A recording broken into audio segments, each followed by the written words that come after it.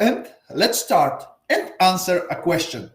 How to take care about our batteries and how to make that happen, that they work long and helpful, full of joy life. To not cry after a lost battery if we treat them not well enough and be forced to replace them way faster than we expect. So way faster than after 10 or 20 years. Is it even possible? Few words about us. We as a Menlo, we are a distributor of PV components. So if you are looking any kind of modules, inverters, batteries, construction, cables, and so on, feel free, do not hesitate to contact with us. We are more than happy to deliver, to help you to find a device which meet your expectation and deliver it to you. So let's start with the first myth, with the first feature of a battery, which is 6,000 cycles. What does it actually mean? When we look, because battery degrades, they are degrades with time, like modules, they degrade with time. But after a few years of experience with models, you know that they degrade so slow that you don't worry about it too much. Producers promised 25-30 years of no problem usage of the energy, and something similar we have with batteries, but in that case it connected with cycles, not with time. So batteries degrades as well. Here you see a draw how fast they degrade, how many percent of its capacity they lost after each cycle, because it happens. And I don't want to hide it before you. And after 6,000 cycles, mythic 6,000 cycles, battery reach its moment, call it EOL, end of life moment. And most of the producer says that EOL is like 70%. So after this 6,000 cycles, the battery is not to throw it away, to trash them and replace with a new one. But after that time, you still have 70% of its initial capacity. It's not so bad. So you are not forced to replace it, but still producers need to find a point where they design the product. And what does it mean? The cycle. You have a cycle when you use entire capacity of the battery. So you have battery charged to zero, you charge it fully, then discharge, and when you do so, then it's one cycle. And more likely from life, here you see a state of charge for one battery for 4 next one after another days. So the first day about the noon, the battery reach 100% of its state of charge, and during the night it discharge. The next day, second day, there is no sun, there is no production, so the battery, when it dry up to 20%, this is the borderline for this specific battery, it doesn't discharge further. The customer use energy from the grid, and the next day there is a little more sun, so the battery use the most of the house, use the most of the energy for the self consumption, and the spare energy was put it into a battery, and the battery charged up to 50%. After that, during the night, battery energy from the battery was taken and it was discharged to 20% once again, and the next day, fourth day, the battery charged again, reaching again 100%.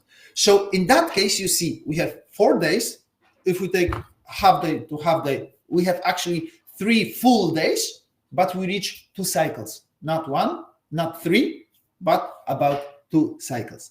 So if we try to calculate it, this is a specific moment to show you what 1 cycle means. So how much is it exactly? If we divide it by 365 days, number of days in year, it gives us the answer that the battery lasts for more than 16 years. And after that time, we still have 16 70% of the capacity. So 16 years is the lifespan of battery? No, to be honest, no. Because when we look how much energy we use daily, because it's very rarely happens that we charge battery to full during the day and discharge it to zero during the night. So to reach the full cycle during one day, it doesn't happen too much.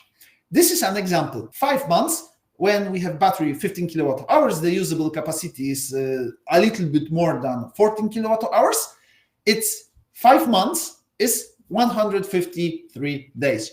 And the overall energy put it into battery during that time, during this 153 days, is 650 kilowatt hours. If we divide 650 kilowatt hours by 14 kilowatt hours of fully usable capacity of the battery, it gives us that this battery in 153 days reach actually 46 cycles.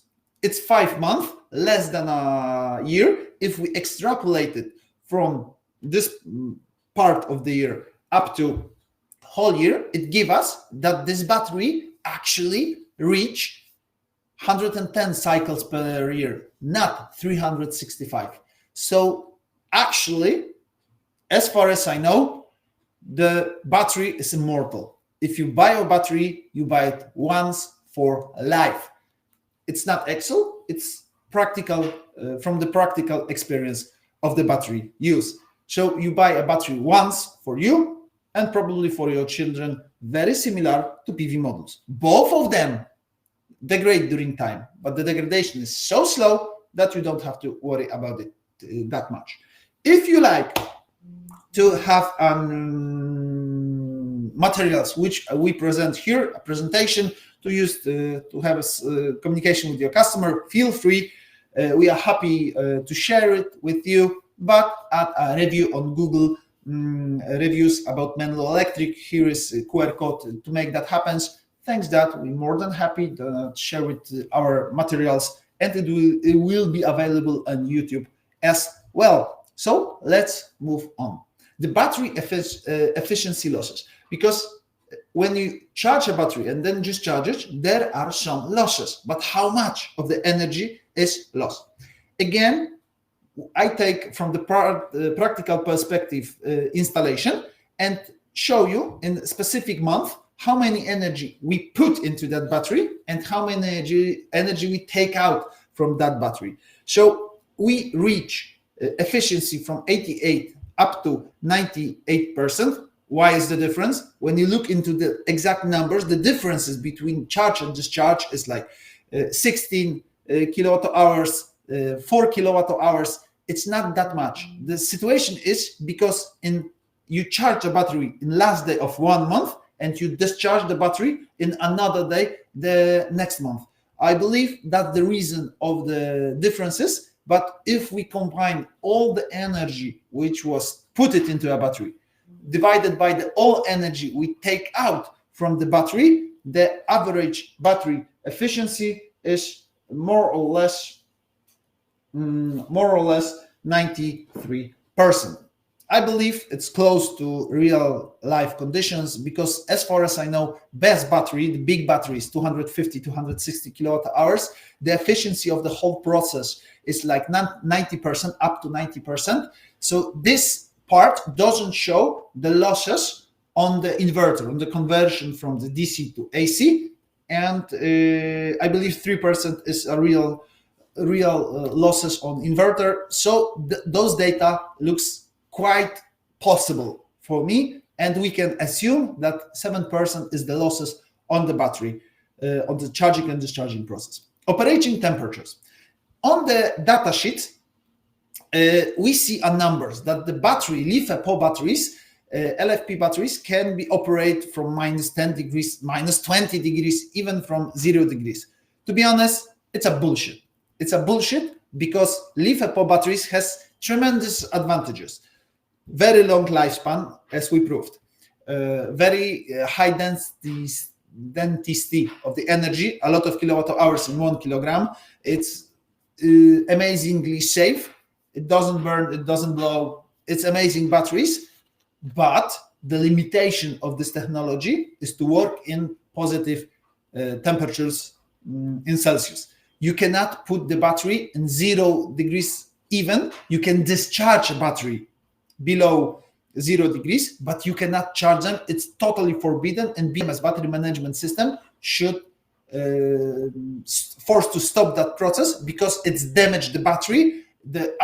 If you try to charge a battery, LiFePO battery, which is in minus degrees, the battery will be damaged and you have to throw it away because it become useless. So the LiFePO batteries need to operate in positive degrees, not even 2, 3, at least 5 degrees. Some producer says 10 degrees, below 10 degrees, BMS will stop the charging of the batteries. And some producer says our battery can be charged below 0 degrees. Yes, it can, if it has heater installed.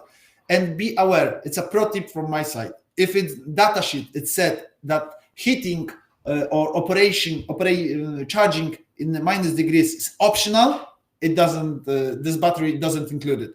Producers allowed to make that happen, but optional options in 99% of cases, it's out of order. It doesn't.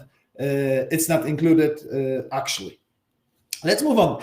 What is the state of charge range should be batteries discharged? Because we heard from time to time, if we change the smaller window of the battery capacity, the lifetime of the battery will be longer. And to be honest, this is true.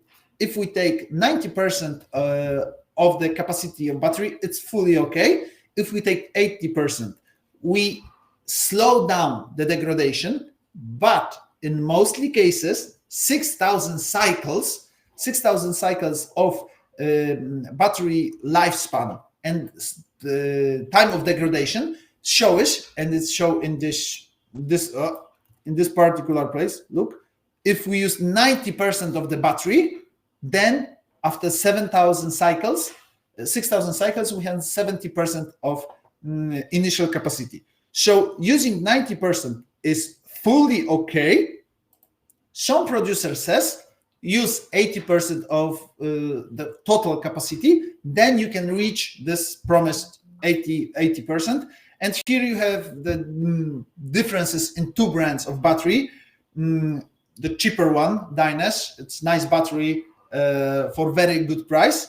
To reach 6,000 cycles, you need to use up to 80% depth of discharge, DOD, not 90%. In case of Pylontech, when the brand is more expensive, but the quality of the cells apparently is better, you can use 8,000 cycles without any worries, without any limitations, and still producers give you a warranty for 8,000 cycles. Now you know what's the difference from the cells come from. Depends what is the capacity of the battery you can actually use to still can use the battery for a long time.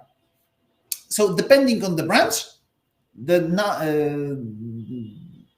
depth of discharge is different, but it's minimum 80%. If you use less, it's pretty fine. This is great example from Toyota Prius, because those batteries has 20 years and even 30 years and still fully operate.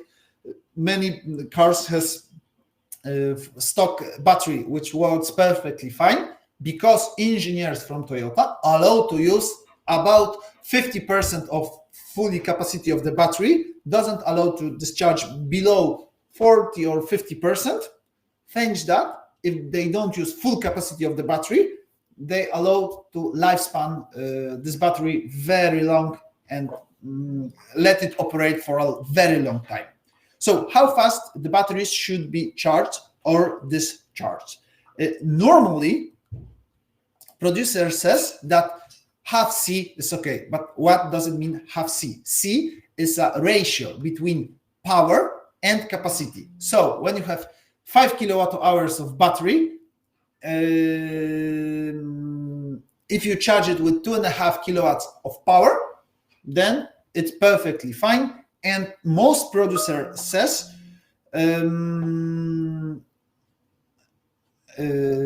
if you charge or discharge the battery with the speed of half C, then you can still reach this 6,000 cycles with end of life capacity 70%.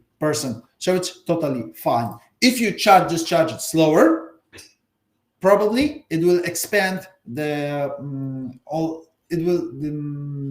degradation of the battery will be slower, and you can expand the time what you will use the battery. Self-discharge of the battery. Does the battery discharge itself if you leave it alone? From the distributor perspective, we told you don't have to worry about as long as it's not connected to the inverter, because exactly that happens with the battery when it was transferred from China to Europe, and when it stands in our warehouse and when we deliver it to you, it doesn't discharge the battery. It takes months or even years to discharge a battery to the state when you're supposed to worry about. So don't worry about it if the battery is not connected to the inverter. On the other hand, inverter, if you connect it into inverter needs energy, and different brands take this energy from different sources.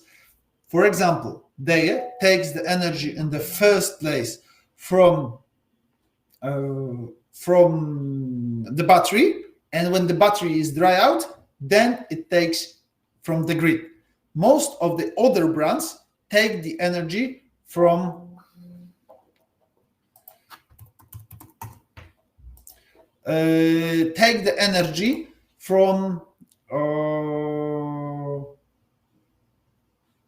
the grid first. They take energy from the grid, then they take energy from the battery if the grid is gone, in, to be honest, backup option.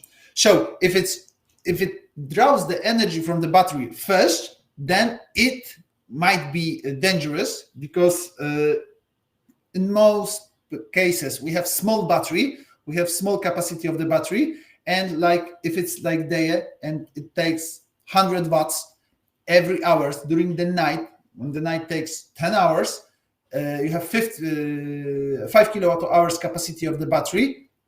You take 1 kilowatt hour during the night. For the night, you are losing 20% of the battery.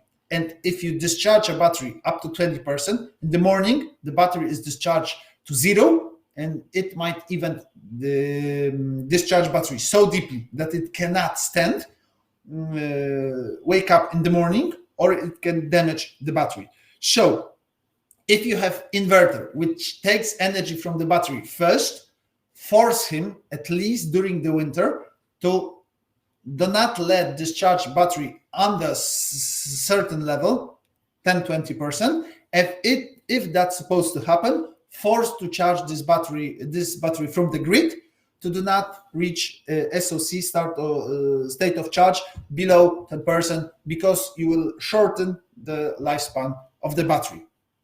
So how to extend battery life after all what I said you today? Discharging up to 20%, not deeper.